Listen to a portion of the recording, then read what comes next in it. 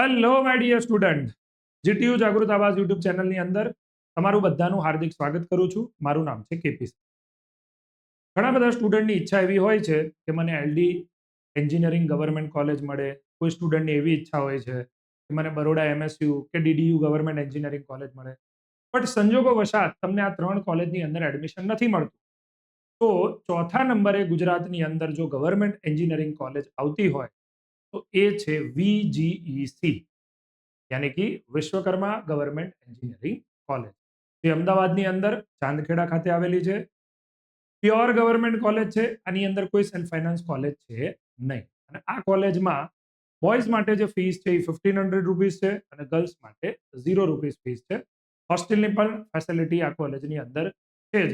જો તમને ટોપ 3 government engineering કોલેજમાં એડમિશન નથી મળી રહ્યું, ડિપ્લોમામાંથી ડિગ્રીમાં આવતા હોય ત્યારે, અને તમે ગવર્મેન્ટ એન્જિનિયરિંગ કોલેજને ટાર્ગેટ કરી રહ્યા છો, તો આ જે કોલેજ છે એ તમારા માટે બહુ જ ઉપયોગી છે. તો હવે આપણે આ વિડીયોની અંદર અલગ અલગ બ્રાન્ચના લાસ્ટ યરના કટ ઓફ જોઈશું. તો જેની અંદર પહેલી બ્રાન્ચ છે આપણી પાસે કેમિકલ એન્જિનિયરિંગ. કેમિકલ એન્જિનિયરિંગની અંદર ઈડબ્લ્યુએસની જો વાત કરીએ તો લાસ્ટ યર 3174 રેન્ક ઉપર ક્લોઝ થયું હતું એડમિશન. ઓપન કેટેગરીની અંદર વાત કરીએ તો 2257 ઉપર ક્લોઝ થયું હતું. એસસી કેટેગરીની અંદર વાત કરીએ તો 7360 ઉપર ક્લોઝ થયું હતું.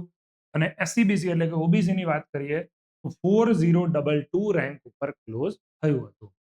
હાલાકી કેમિકલ એન્જિનિયરિંગ VGEC નું છે એ એટલું બધું પ્લેસમેન્ટ ઓરિએન્ટેડ જે બ્રાન્ચ છે એ નથી. પ્લેસમેન્ટ થાય છે પણ બહુ જ બિલો એવરેજ પ્લેસમેન્ટ થતા હોય છે.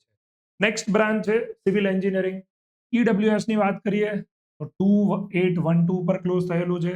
ઓપન કેટેગરીની અંદર 1965 પર ક્લોઝ થયેલું છે. એસસી કેટેગરીની અંદર 3902 પર ક્લોઝ થયું છે. ઓબીસી ની અંદર 4471 અને એસટી ની અંદર 11108 ઉપર સિવિલ એન્જિનિયરિંગ ક્લોઝ થયેલું છે. સિવિલ એન્જિનિયરિંગ જે બ્રાન્ચ છે VGEC ની અંદર, એની અંદર પણ પ્લેસમેન્ટ જોવા જઈએ તો on an average below average placement કહી શકાય. એકદમ બહુ જ બધા સ્ટુડન્ટનું પ્લેસમેન્ટ સિવિલ એન્જિનિયરિંગની અંદર થઈ રહ્યું નથી. હવે વાત કરીએ મોસ્ટ ઇમ્પોર્ટન્ટ બ્રાન્ચ જે જનરલી બધા સ્ટુડન્ટને લેવી હોય છે, કમ્પ્યુટર એન્જિનિયરિંગ. ઈડબ્લ્યુએસ ની વાત કરીએ તો રેન્ક તમારો 145 ની આસપાસ હોવો જોઈએ. એક્સ સર્વિસમેનની વાત કરીએ તો 3878 ઉપર તમારો રેન્ક હોવો જોઈએ. ઓપન કેટેગરીમાં 118 ની આસપાસ રેન્ક હોવો જોઈએ. એસસી કેટેગરીમાં 943 આસપાસ રેન્ક હોવો જોઈએ. ઓબીસી ની અંદર 239 ની આસપાસ રેન્ક હોવો જોઈએ. એસટી ની અંદર 8210 ની આસપાસ રેન્ક હોવો જોઈએ.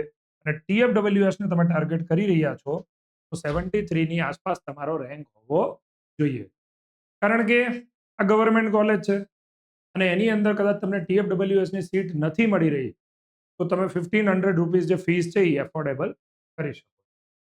નેક્સ્ટ આપણે વાત કરીએ computer science engineering which is data science. આ જે બ્રાન્ચ છે એ રિસેન્ટલી નવી ઓપન થયેલી બ્રાન્ચ કહી શકાય. અને આના આપણે કટ ઓફની વાત કરીએ, મતલબ પેરેલલ ટુ કોમ્પ્યુટરની સ્પેશિયલાઇઝેશન બ્રાન્ચ જે છે એ તમે કહી શકો છો. ઈડબ્લ્યુએસ ની અંદર 183 રેન્ક ઉપર ક્લોઝ થયેલું હતું. ઓપન કેટેગરીની અંદર 170, એસસી કેટેગરીની અંદર 1293, ઓબીસી ની અંદર 338 ઉપર ક્લોઝ થયેલું છે. એસટી ની અંદર 15,573 ઉપર ક્લોઝ થયેલું છે. TFWS ની અંદર 169 રેન્ક ઉપર ક્લોઝ થયેલું છે.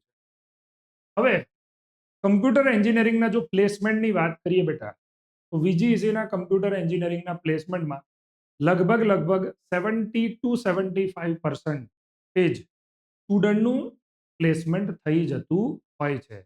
મીડિયમ જે પેકેજ છે એ થોડું ઓછું કહી શકાય, 4 to 5 lakhs કે 5 to 6 lakhs. બટ ઘણા બધા સ્ટુડન્ટનું આની અંદર પ્લેસમેન્ટ થતું હોય છે. અને આ બ્રાન્ચ નવી છે બટ રિસેન્ટલી આ વર્ષે પણ 2026 ની અંદર આ બ્રાન્ચની અંદર પણ 35 to 40 જેટલા સ્ટુડન્ટનું પ્લેસમેન્ટ થયેલું છે. અને કમ્પ્યુટર સાયન્સની અંદર લગભગ 70 થી 75% સ્ટુડન્ટનું પ્લેસમેન્ટ ઓલરેડી થઈ ચૂક્યું 2026 ની અંદર. ઈસી અગેન જો તમે ઈસી બ્રાન્ચને ટાર્ગેટ કરી રહ્યા હોય તો VGEC નું ઈસી પણ બેસ્ટ માનવામાં આવે છે.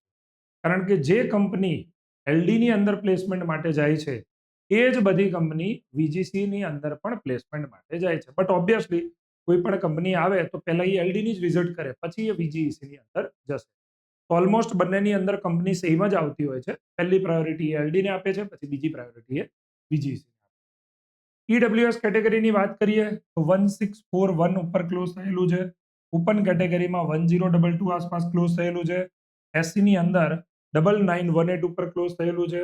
OBC ની અંદર 1534 ઉપર ક્લોઝ થયેલું છે અને TFWS માં 696 ઉપર ક્લોઝ થયેલું છે. અગેન આની અંદર પ્લેસમેન્ટ જોવા જઈએ તો લગભગ 50 to 60% સ્ટુડન્ટનું પ્લેસમેન્ટ આ વર્ષે થયેલું. Electrical engineering. ઇલેક્ટ્રિકલ એન્જિનિયરિંગમાં EWS નું કટ ઓફ છે લાસ્ટ યરનું 3523 ઉપર ક્લોઝ થયેલું છે. ઓપન કેટેગરીની અંદર 2221 ઉપર ક્લોઝ થયેલું છે. SC માં 4897 ઉપર, OBC ની અંદર 3433 ઉપર, ST ની અંદર 10269 ઉપર, TFWS માં 1151 ઉપર ક્લોઝ. અગેન VGC ની પણ આ એક સારી બ્રાન્ચ છે, પણ આનું જે પ્લેસમેન્ટ છે એ એવરેજ કહી શકાય, બિલો એવરેજ નહીં અને એકદમ હાઈ પણ નહીં. એમ કમ્પ્યુટર અને EC નું પ્લેસમેન્ટ હાઈ છે, એમ ઇલેક્ટ્રિકલનું એન્જિનિયરિંગનું પ્લેસમેન્ટ છે એ ઓન એન એવરેજ કહી શકો. એના પછી છે electronics and instrumental engineering. EWS ની અંદર 12,588 ઉપર ક્લોઝ થયેલું છે. ઓપન ની અંદર 7470 ઉપર ક્લોઝ થયેલું છે અને OBC ની અંદર 765 ઉપર ક્લોઝ થયેલું છે. અગેન આનું પ્લેસમેન્ટ કહેવા જાઉં તો બિલો એવરેજ પ્લેસમેન્ટ આ બ્રાન્ચનું કહી શકાય. એના પછી ઇન્ફોર્મેશન એન્ડ કમ્યુનિકેશન ટેકનોલોજી યાની કે ICT આ બ્રાન્ચ જે છે એ પણ નવી જ ઓપન થઈ છે. પેલી ડેટા સાયન્સ વાળી બ્રાન્ચ હજુ ઘણી જૂની કહી શકો તમે, પણ આ જે બ્રાન્ચ છે આનું હજુ કોઈ પ્લેસમેન્ટ બહાર આવ્યું નથી. લગભગ આ 3rd યર કમ્પ્લીટ થશે અને હવે 4th યરમાં ICT બ્રાન્ચ આવશે, એટલે હજુ આનું કોઈ પ્લેસમેન્ટ બહાર આવેલું નથી. બરાબર. EWS ની અંદર પણ જો રેન્ક એનો હાઈ છે, કટ ઓફ હાઈ જાય છે, કારણ કે ICT બ્રાન્ચ જે છે એ અત્યારે ટ્રેન્ડિંગમાં છે. EWS ની અંદર 292, ઓપન કેટેગરીની અંદર 274, SC કેટેગરીની અંદર 1702, OBC ની અંદર 559, ST કેટેગરીની અંદર 8906 અને TFWS ની અંદર 151 ઉપર ક્લોઝ થયેલું છે. બરાબર. પ્લેસમેન્ટની મેં વાત કરી, હજુ આની એક પણ બેચ બહાર આવી નથી, પણ બ્રાન્ચ અગેન બહુ સારી છે. સૌથી પહેલા જો ભરાતું હોય તો કમ્પ્યુટર સાયન્સ, પછી બેટા IT, પછી ડેટા સાયન્સ વાળું અને પછી ICT નો ચાન્સ હોતો હોય. ઇન્ફોર્મેશન ટેકનોલોજી અગેન સેકન્ડ નંબરની બહુ જ મસ્ત બ્રાન્ચ જેને તમે ટાર્ગેટ કરી શકો છો. ઇન્ફોર્મેશન ટેકનોલોજીની અંદર એટલે કે IT ની અંદર EWS ની અંદર 139 ઉપર ક્લોઝ થયેલું છે. ઓપન કેટેગરીની અંદર 133 ઉપર, open candidate but physically handicap 12,738 ની આસપાસ ક્લોઝ, SC કેટેગરીમાં 770, OBC ની અંદર 270 અને ST ની અંદર 11,544 ઉપર ક્લોઝ થયેલું છે. IT ના પ્લેસમેન્ટની વાત કરીએ તો આ વર્ષે એવરેજ પ્લેસમેન્ટ આનું કહી શકાય, એકદમ હાઈ લેવલનું પ્લેસમેન્ટ આની અંદર નથી. બરાબર. કારણ કે કમ્પ્યુટર અને કમ્પ્યુટર સાયન્સ અને ICT આ બાજુ અત્યારે સ્ટુડન્ટ બધા વળી રહ્યા છે અને IT નું પણ આગળ સ્ટુડન્ટ એવું કહેતા હોય છે અને ઘણા બધા લોકો એવું કહેતા હોય છે કે ફ્યુચર જે છે એ એનું ડેન્જરસ છે. એવું નથી. તમે IT ની સાથે સાથે તમારી સ્કિલ બી ડેવલપ કરો છો તો તમને ઓફ કેમ્પસની અંદર પણ ચાન્સીસ લાગતા હોય છે. અગર તમે આ બ્રાન્ચ ટાર્ગેટ કરો છો, થોડુંક ધ્યાન રાખજો, તમારે સ્કિલ ઉપર પણ કામ કરવું પડશે. કારણ કે કોલેજનું પ્લેસમેન્ટ એવરેજ કહી શકાય, એવરેજથી થોડું ઉપર, એનાથી વધારે નહીં. Instrumental and control engineering again એક IC બ્રાન્ચ છે. આનું પ્લેસમેન્ટ પણ બિલો એવરેજ કહી શકાય. આ વખતે પ્લેસમેન્ટ બહુ જ ઓછા સ્ટુડન્ટનું IC બ્રાન્ચની અંદર થયેલું છે. EWS ની કેટેગરીની વાત કરીએ તો 4497 ઉપર ક્લોઝ થયું છે. ઓપન કેટેગરીની અંદર 3555 રેન્કની આજુબાજુ ક્લોઝ થયું છે. SC ની અંદર 6882 અને OBC ની અંદર 6160 ઉપર ક્લોઝ થયેલું છે. Next mechanical engineering again average placement કહી શકાય મિકેનિકલ એન્જિનિયરિંગ માટે.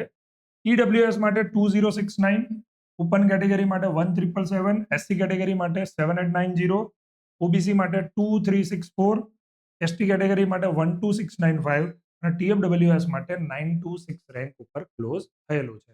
એવરેજ પ્લેસમેન્ટ કહી શકાય, હાઈ પ્લેસમેન્ટ વાળી આ બ્રાન્ચ હતી. અને last branch which is power electronics.